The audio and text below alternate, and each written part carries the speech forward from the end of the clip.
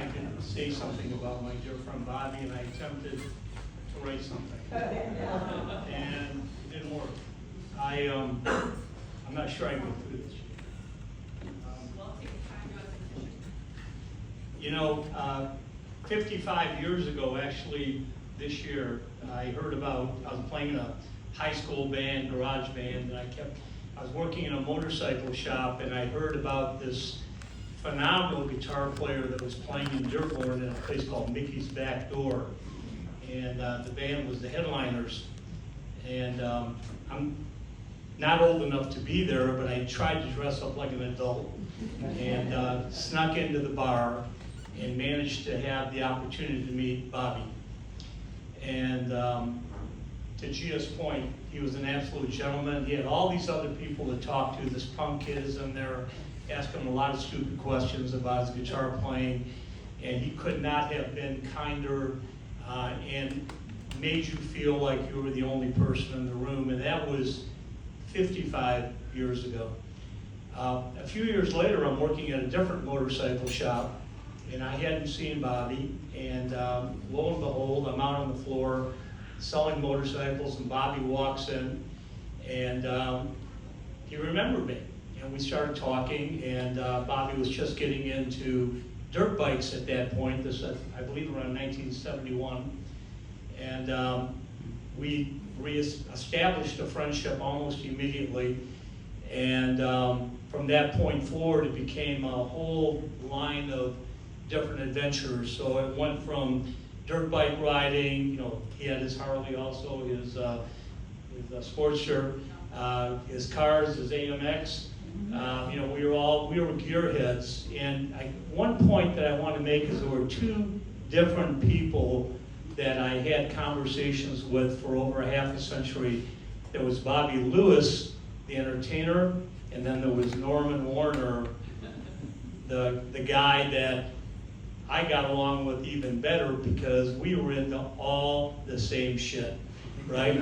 So if it had gears, we loved it. If it had to do with using a hammer or an axe or a gun or something, you know, we had those conversations all the time, you know, like, what are you doing? Well, I'm out in the backyard, I'm moving rocks. What are you doing? I'm chopping wood. I'm splitting logs. I'm doing whatever. That was Norman, and that was the guy that I got along with so well. One of the most important parts of my relationship with him over those years is I didn't see Bobby every other day or even every week.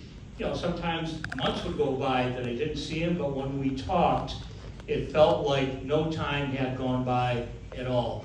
And he always gave you 100% of his attention when he had a conversation with you. He was a quintessential gentleman all the time. He and Gia came to our home for Christmas dinners, along with Jan. The family loved Bobby. Bobby loved everybody that he came in contact with and found a way to make them part of his family.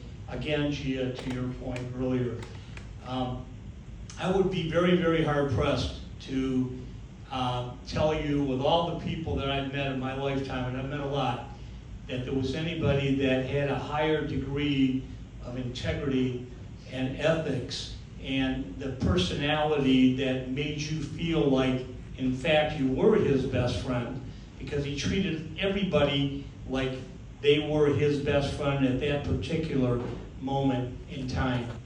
And I will tell you that I will miss him so much. To Gia's point, and I'm going to talk about you. I'm going to talk about you and Wendy and your family in a moment here. But to Gia's point, she told me the story about the bat. And I have not been able to stop thinking about Bobby since he passed away. And it's been constant. I just have a dream about him. I dreamt about this stupid engine that he had, the hit and miss engine. You know, it's just out of nowhere the other night.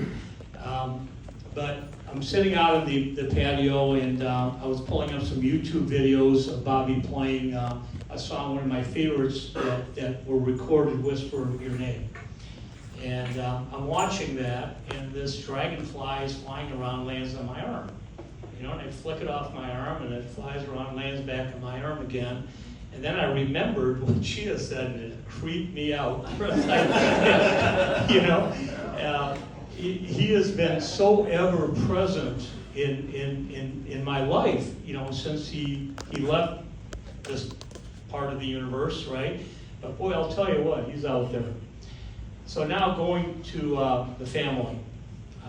When I first met Bobby, I met this rock star couple, Jan, who did look like a rock star, still looks like a rock star today, 62 years later. Share. And, you know, back then Bobby had hair about to the middle of his back. Jan was dressed absolutely perfectly. And I thought, my God, I have an opportunity to be friends with someone that is a world-class entertainer and his Hollywood wife. Yes. Right? And his crazy daughters, right? One of which they used to have to tie down so they could go eat someplace.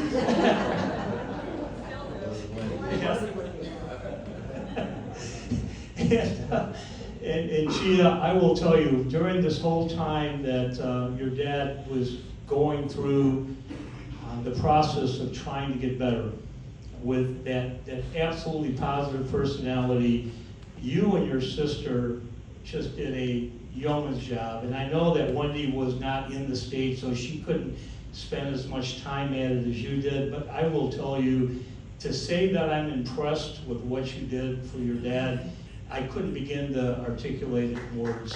I mean, if there was never a patient advocate, this is the person you want to be your advocate, to keep you away from all the bullshit that the medical profession tries to put people through. So Chia, thank you. And there's so much to say, but I don't want to bore anybody, and I thank you for the opportunity. And I love you.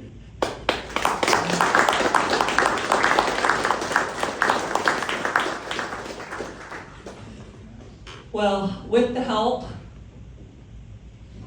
of my dear friend, Kenny Mitchell, who has had to suffer me in 10,000 JPEGs, I send him every day out of order, we managed to put something together.